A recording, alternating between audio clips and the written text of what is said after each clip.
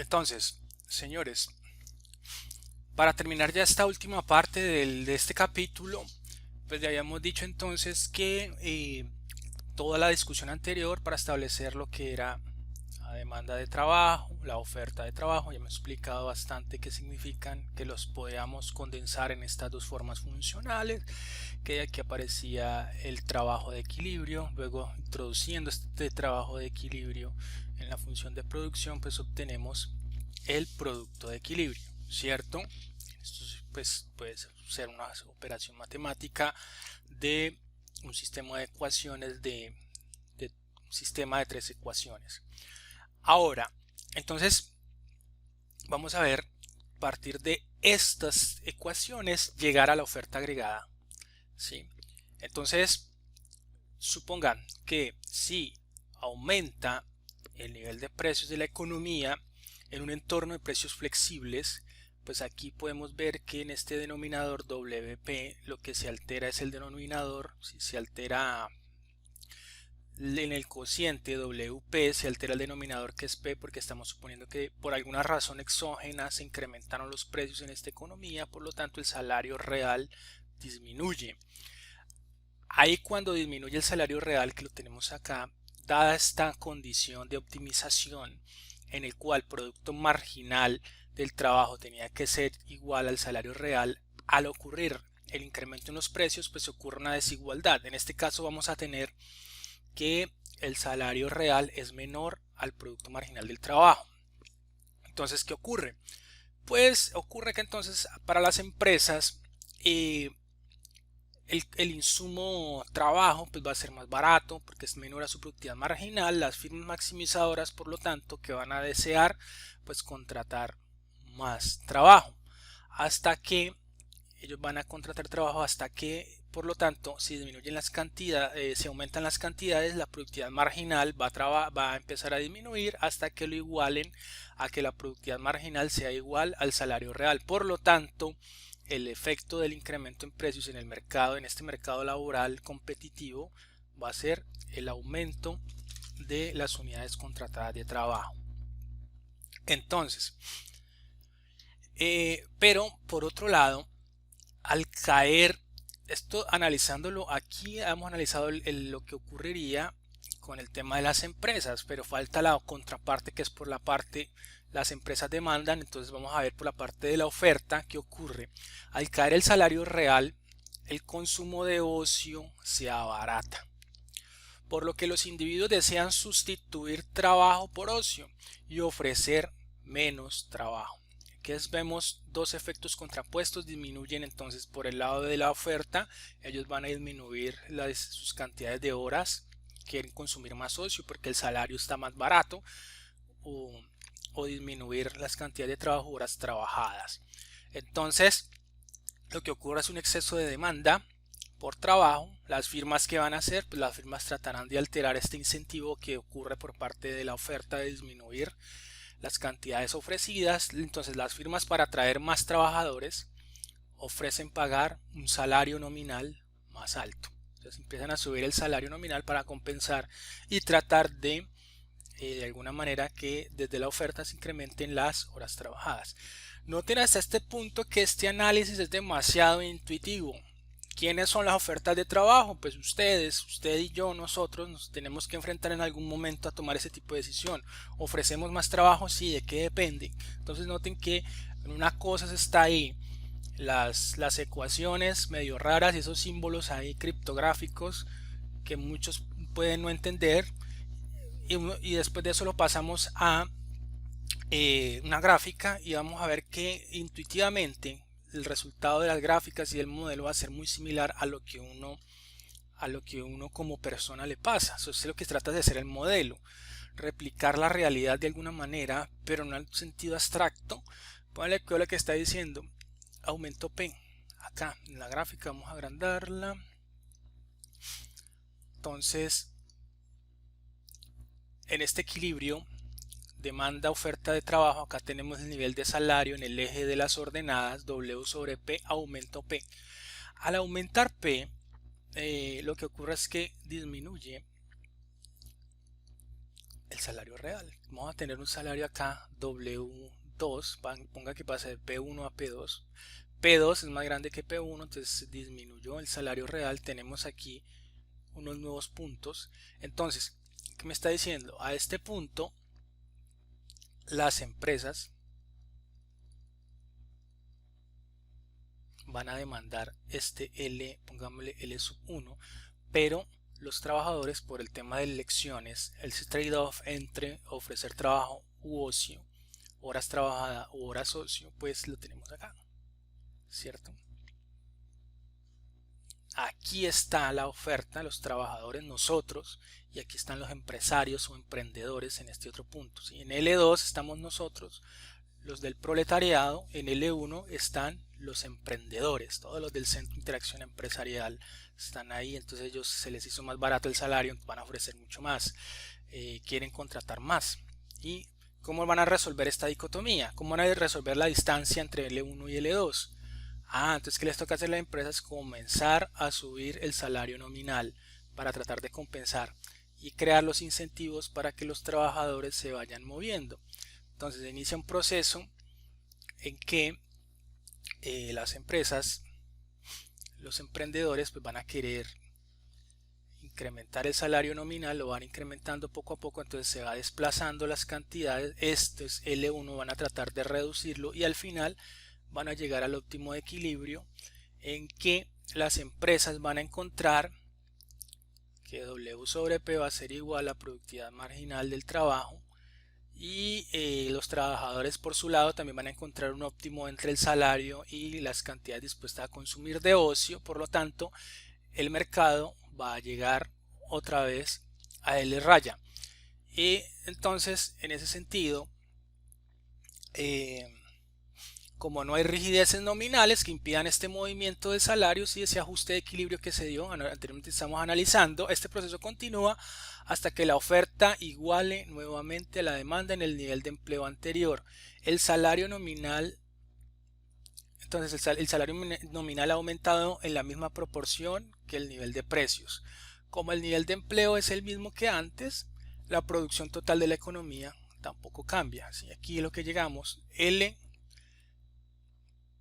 a pesar de ese cambio en precios que alteró el salario real, L termina siendo el mismo, el mercado se ajusta rápidamente otra vez porque no hay rigideces nominales y el PIB en teoría termina siendo igual al que estaba antes, ¿cierto?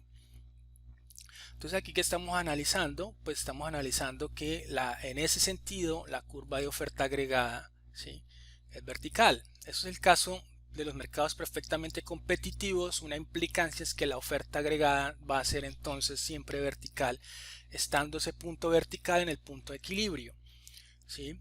El resultado final del TADP y la producción no cambia. Aumentaron los precios de la economía, pero la producción no cambia. En términos generales, al realizar el ejercicio repetidamente, cualquier cambio en el nivel de precios producirá un cambio similar en el salario nominal, de manera que el salario real no varía, ni tampoco el empleo ni el producto. En una economía competitiva en los mercados de bienes y de trabajo, y en que no existen rigideces, la oferta agregada es vertical.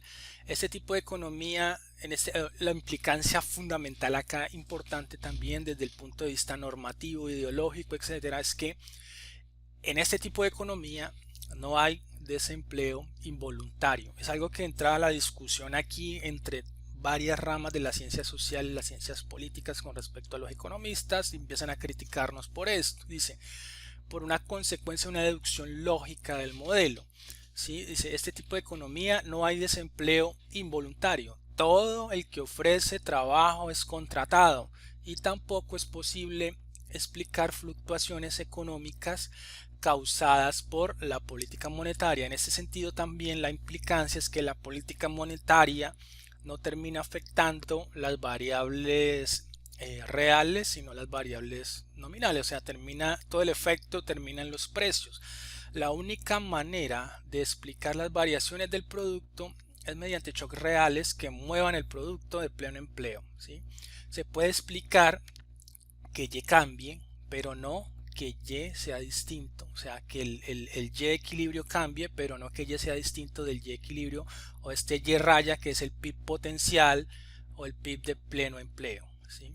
O sea, se puede explicar que se mueva Y en un momento de ese PIB potencial o de PIB de pleno empleo, pero no se puede explicar los cambios en ese Y raya, que es Y potencial. Es decir, la oferta agregada en todo momento es vertical. Por eso hay la consigna de una senadora por ahí colombiana que dicen trabajen vagos, que es una concepción de tipo ideológico de cómo entiende esto. Es decir, ella supone que la economía es totalmente eficiente, utiliza sus factores a plena capacidad y el que no quiera trabajar es porque es vago, ¿sí? En alguna medida se deduce eso. Ahora, ¿qué podemos mirar acá? Acá también entonces se puede ver es que vimos que el tema de la oferta agregada vertical, aquí vamos a ver un desplazamiento. ¿Qué me puede desplazar la oferta agregada? Aquí, por ejemplo, y para que ocurran esos desplazamientos es que aquí se ocurrió un desplazamiento total de la demanda de trabajo de L sub 0, ¿sí? Demanda L sub 0 a L sub 1. ¿Sí? ¿Y qué puede explicar este desplazamiento? Lo que puede cambiarme la demanda de trabajo y puede desplazarme, aquí en este caso estamos asumiendo que el delta L se dio por un cambio tecnológico.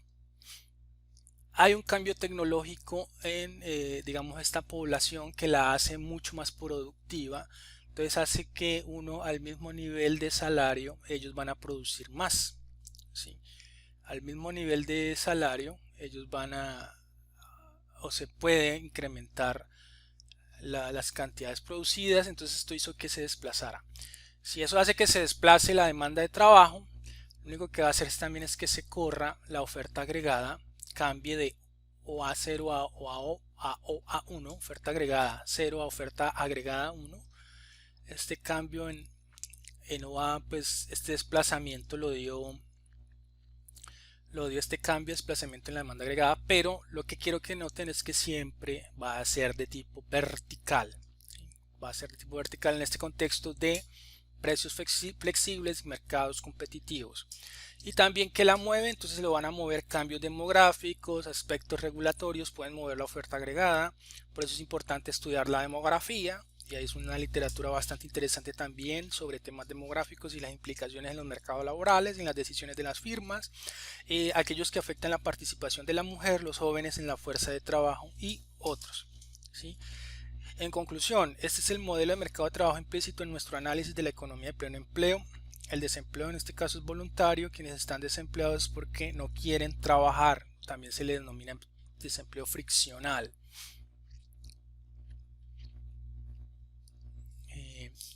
También los desplazamientos se podrían producir por cambios en la oferta de trabajo, ya lo hemos dicho, cambios demográficos, aspectos regulatorios. Entonces la conclusión en este modelo de mercado de trabajo implícito en nuestro análisis de la economía de pleno empleo. El desempleo en este caso es voluntario, quienes están desempleados es porque no quieren trabajar, o desempleo friccional. Que este desempleo sea voluntario o friccional tampoco significa que sea óptimo. En vez de hablar de la tasa de desempleo de pleno empleo o natural, como le llamaba Friedman, para la Europa se creó el concepto de NEIRU, tasa de desempleo que no acelera la inflación. Entonces hay un concepto asociado ahí bien interesante que hace parte de las discusiones ideológicas, políticas, etcétera, etcétera, etcétera. Ustedes les tendrán que profundizar en otro curso. En general, entendemos por desempleo o producto de pleno empleo sin ninguna connotación normativa o de bienestar, la tasa de desempleo o nivel de producto que prevalecerá si todos los precios y salarios de la economía fueran plenamente flexibles. El pleno empleo también se define como el nivel en el cual están todos los factores plenamente utilizados. Entonces aquí empezamos a integrar el tema de las rigideces reales. Entonces pues ya habíamos dicho en la parte anterior una economía sin rigideces no era capaz de explicar las fluctuaciones del producto alrededor del pleno empleo, sino los movimientos del pleno empleo. Entonces el desempleo sería voluntario, o no existe el desempleo involuntario. En la realidad hay gente, pero entonces, ¿qué nos dice la realidad de las economías? ¿Qué es lo que vemos día a día? Pues que en realidad hay gente que quiere trabajar, pero no puede hacerlo. Habría desempleo involuntario. Entonces sí existe. Lo que uno ve en la realidad es que sí hay desempleo involuntario. Una forma simple y directa de introducir esto en el modelo de mercado de trabajo competitivo es introducir una rigidez al salario real. Entonces noten que partimos de un modelito que donde hacemos muchos supuestos fuertes y eso nos lleva a unas conclusiones lógicas. Y aquí empezamos a introducirle cambios en los supuestos fundamentales y empezar a ver qué pasa y vemos que se va ajustando a la realidad. Entonces aquí empezamos a introducir una rigidez en el salario real. Restricciones como el salario mínimo u otras de tipo legal podrían generar desempleo involuntario a través de impedir el ajuste del salario real en su nivel de equilibrio. También se le denomina esto desempleo clásico. Aquí estamos analizando, estoy diciendo una cantidad de serie de términos que ustedes deben tener claro como economistas, manejar todos estos términos que les estoy diciendo acá. Entonces, suponiendo que el salario real W sobre P, tenlo acá, vamos a hacerlo como W minúscula, entonces el salario real W minúscula. Hay un salario W raya acá de equilibrio, vamos a ponerlo en el punto A. El punto A hay un salario W raya de equilibrio, un salario real. Y suponga que hay una regulación de parte del gobierno en el cual dice que el salario real debe estar por encima, o ellos lo definen, y ese criterio arbitrario hace que W moño, este W moño esté por encima. Entonces W moño está por arriba de W de equilibrio, W raya. Entonces, ¿qué me ocurre esta regulación, esta restricción de tipo legal? En que va a haber que las empresas van a demandar esta cantidad, ¿sí? Pónganlo acá, mírenla ahí, esta cantidad L moño, y a esa cantidad pues los hogares y las personas están dispuestas a ofrecer esta otra cantidad L, ¿sí? Entonces hay esta distancia entre la oferta de trabajo y la demanda de trabajo, ¿sí? Esa distancia, ese delta, ese cambio, esa cantidad es los desempleados. Noten que hay una parte aquí que quiere trabajar y hay una aquí que las firmas están dispuestas a contratar, y esa distancia es el desempleo, ¿sí? Entonces noten que ya aquí al introducir una rigidez de tipo real ya se hace más realista y aquí ya aparece el desempleo involuntario, ¿sí? Y aquí se muestra que hay personas que quieren trabajar pero no pueden conseguir trabajos por ese salario existente de tipo regular. Entonces ahora tenemos que deducir la oferta. ¿Qué ocurre con la oferta agregada? Entonces, ¿cómo se comporta la oferta agregada? La pregunta. Si aumentan los precios, si aumenta el nivel de precios, entonces noten que siempre para referirnos a la oferta agregada tenemos que suponer un cambio en los precios. Si aumentan el nivel de precios, dado que hemos asumido que externamente se ha fijado el salario real, el salario nominal subirá en lo mismo que subió el nivel de precios.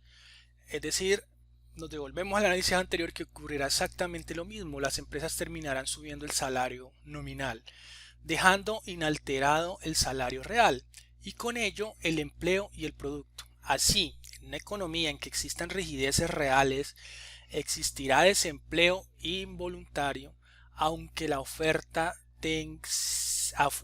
agregada siga siendo vertical. Hoy es importante esto. Siempre va a existir desempleo involuntario, aunque la oferta agregada siga siendo vertical. El producto puede ser menos al del pleno empleo, pero en todo momento la oferta agregada es vertical, por lo que no es posible explicar las fluctuaciones económicas a corto plazo del producto. Los cambios en la demanda agregada solo tendrán efectos en el nivel de precios. Acá nuevamente explica una parte de la película, pero nos falta. Entonces la curva de oferta agregada va a ser, entonces sigue siendo vertical. Miren acá, entonces tenemos esta oferta agregada raya, es la del equilibrio si existieran precios flexibles, totalmente flexibles, y tendríamos un nivel de producto Y de equilibrio. Este sería el de equilibrio, si este sería el equilibrio en A. Ahora, si hay una restricción rigidez de tipo real, pues entonces simplemente la oferta agregada se ajusta a ese nivel. Entonces tenemos un oferta agregada moño acá y un PIB moño, ¿sí? Que es ineficiente porque está por debajo del potencial de la economía. Entonces habría un equilibrio B ahí, algo ineficiente, y de todas maneras noten aquí la pérdida de eficiencia de la economía, que hay esta distancia acá que les estoy mostrando, en el cuanto la diferencia entre el PIB potencial y el PIB de equilibrio por la rigidez real. Pero de todas maneras la oferta agregada sigue siendo vertical y de todas maneras los efectos o los cambios en la demanda agregada solo tendrán efectos sobre el nivel de precios. Entonces, las rigideces reales son muy relevantes en los mercados de trabajo. Pues esto es importante porque los trabajadores la tienen en cuenta y les preocupa el salario real. A pesar de que no ayudan a explicar por qué la política monetaria afecta el producto, sí permiten explicar la evolución de la economía después de haber sido sujetas a shocks monetarios. Permiten dar más realismo a las fluctuaciones de corto plazo, aunque no es el factor causante de ellas, ¿sí? Entonces esta es la gran conclusión para las rigideces reales. Ahora pasamos a mirar qué es una rigidez de tipo nominal. Entonces aquí partimos que el gobierno ha impuesto un salario nominal rígido, entonces que es W moño. Y suponga que el equilibrio estaba aquí inicialmente, pongámoslo aquí punto A, ahí en A estaba el equilibrio inicial, a eso se ofrecía una cantidad de trabajo L0, y por alguna razón se incrementaron el nivel de precios, se incrementó de P0 a P1 con el nivel de precios en 1 mayor